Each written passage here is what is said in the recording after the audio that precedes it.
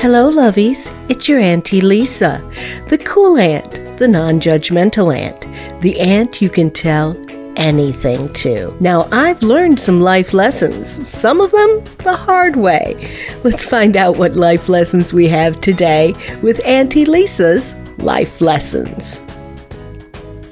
Hello, my lovies. It's your Auntie Lisa. How are you? It's so good to see you. Just want to wrap you up in a big old hug and let you know that you are loved just the way you are.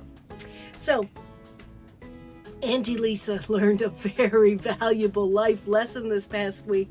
And let me tell you, I want to share it with you so that you don't make the same mistake I made. Holy moly. Okay. Where to start? First of all, I'm not frugal. I'm cheap. There's a difference. And I am cheap. I will find a way to save money no matter how, and will be really stupid about it. Let's just put it that way. And Auntie Lisa went on vacation this past weekend. We drove to Pennsylvania. My son learned how to fish.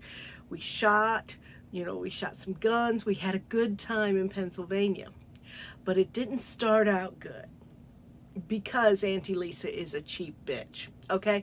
So when I made the reservations months ago to go to Pennsylvania, I was searching all the hotels in the area. And I'm like, I was remembering the old advice I've always been given, don't pay a lot for your hotel because you're only going to sleep there. Don't pay a lot for your hotel. You'll never be in there. You're only going to sleep. Excuse me. Sorry about that. Don't pay a lot for your hotel. That's not the important part of your vacation. The experiences are, right? Yeah, Auntie Lisa is here to tell you, yeah, sure, don't pay a lot for your hotel, but pay for a decent hotel. My whole thought process on hotels is this. They don't have to be really fancy. I don't need chocolates on my pillows. I don't need fancy smancy what do they call those? The refrigerators that you open up and there's all the food in there. I don't need that. I don't even need a refrigerator in my room. I don't need a microwave. What I need is a bed that I can sleep on, that's clean, and a toilet and a shower. That's what I need in order to be happy on vacation, right?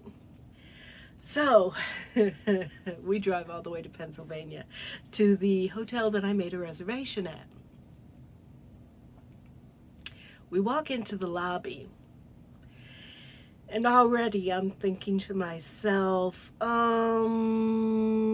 maybe this isn't a good idea. But we check in. We go to our room. And I have to go to the bathroom. I've been driving for 9 hours. It's time to go potty. I go in there to go potty, and the toilet doesn't work. Immediately call the front desk. Hey, my toilet's not working. Can you please send somebody here to fix it, or we need a new room? So they come up there. We don't have maintenance crew, so we're going to have to give you a new room. And I should have right then be warned. They don't have a maintenance crew. This is on a Thursday afternoon. They didn't have a maintenance crew. Okay. So we go to the next room. Now, the first room we got into was supposed to be a non-smoking room, but it reeked of smoke. The second room they put us in was supposed to be a non-smoking room. It didn't reek of smoke. It reeked of dog pee-pee. Now, I know people bring their pets on vacation, and I love them because I love pets, right? But man, this room reeked I mean reeked of dog pee-pee. So, I wasn't necessarily happy about that. So the guy checks the toilet and it manages to flush, sort of, and then he vamooses, gets out of there. Then I take a look around the room. There are burn holes in the coverlet of the mattress, of the the comforter, the cover, the bedspread. That's what it's called. There are burn holes in the bedspread. Are they cigarette burns? Not shaped like that. They could be burns from something else, though. So there's burn holes in the bedspreads, both bedspreads. There is a hole in the bathroom door. Not straight through, mind you, just where it looks like somebody kicked it. There is brown smutch and gunk on the walls. And then the pièce de résistance, there was bugs, dead bugs in the artwork that was hanging on the wall. Dead bugs between the poster and the frame. Just grody, dead, nasty bugs. This room looked like it hadn't been cleaned in years, much less before we got there. I was desperate. So we went and we had a dinner with my pops. And after that, we went to the local Dollar General and bought covers for the bed.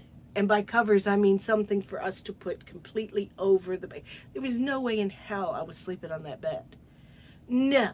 So we completely covered the bed and covered as much of the room as we could.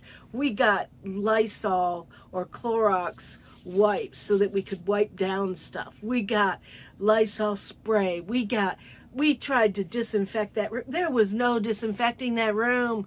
That room was a petri dish waiting to explode. Your Auntie Lisa about had a nervous breakdown. Now, Uncle Dave, he's tired, he's worn out. Cousin Denver, he's tired, he's worn out. So they try to go to sleep. I could not sleep in that room. Could not sleep. I was wide awake the entire time going, this is disgusting. Things are going to come out at me and they're going to eat me. I mean, that's how bad I thought for certain. Well, thank God there were no bed bugs, those which shall not be named. There were none of those. Thank God. But this place reeked. It was disgusting. It was horrible. And I felt awful because I'm the one who chose the hotel, because I went with the cheapest option I could find in this area, thinking, oh, it's okay. You only sleep in the hotel. You don't spend the time there. The next morning, bright and early, I make a phone call to the one other hotel in the area. And luckily they had a room available and I was able to get a room there. And I went ahead and made the reservation and paid for the room there, and it was about twice the amount of my entire reservation at this other place. It was about twice for only 2 days. But you know what? I did not care at that point. I was going to sleep somewhere where it was clean. Cleanliness is next to godliness, they say, you know? So I make those reservations, and then I go to the front desk and I tell them that I want to check out and I want a refund for what I've already paid. And the woman behind the desk, you could tell she'd done this so many times before. You could just tell. You know, she apologized. And when I said I wanted a refund, she said, well, did you mention anything last night? Da, da, da. When did you tell management? I said, no, I don't care about last night. And I probably could have gotten a refund for the night I slept there, but I didn't care about that. I just wanted to cancel the next 4 nights and get a refund for those, because I wasn't going to be able to stay there. Long story short, yes, they did cancel those and refund my money.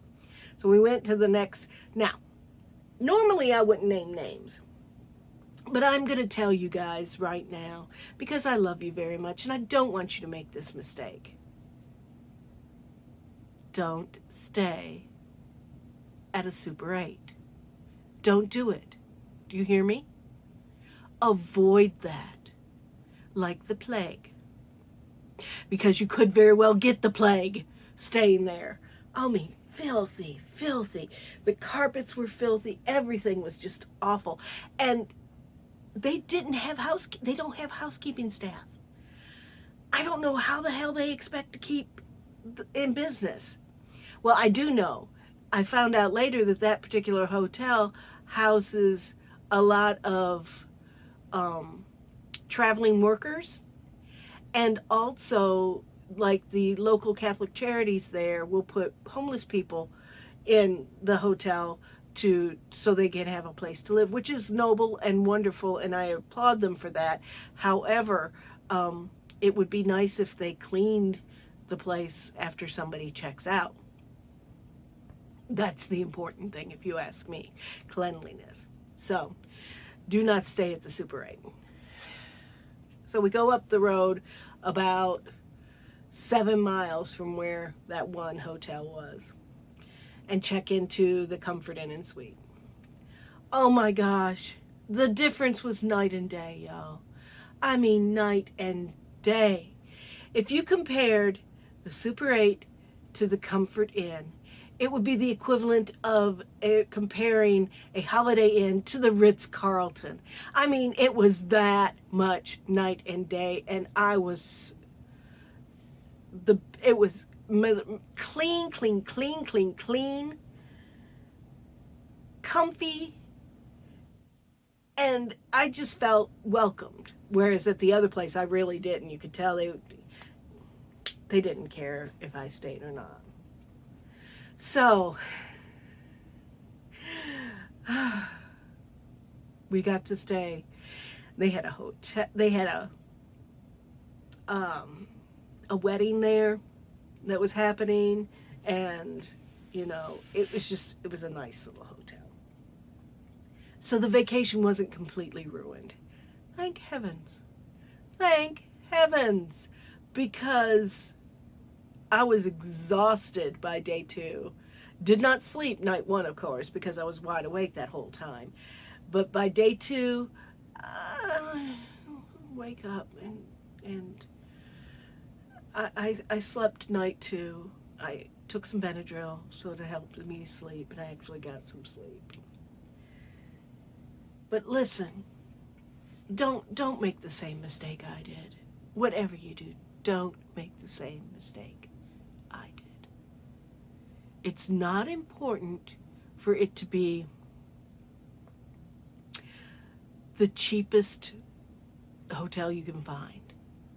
I mean, Super 8 had a sign that said the best rates in town. Let's change that to the lowest rates in town, because best means it's equivalent to or comparable to the other, and it's not. So dirty, so dirty. Ugh. Ugh. Ugh. Now, I had a lot of fun during my vacation. Got to do a lot of stuff and just had a good time. But I tell you, cheapest is not always the best. So remember that, all right? So I'm going to leave you with that, and with our mantra, which is, as always, be bold, be brave, be unstoppable. Don't be so brave to stay in a horribly disgusting hotel room, though. That's not brave, that's stupid. So be bold, be brave, be unstoppable, and remember, I love you just the way you are. Until next time, bye.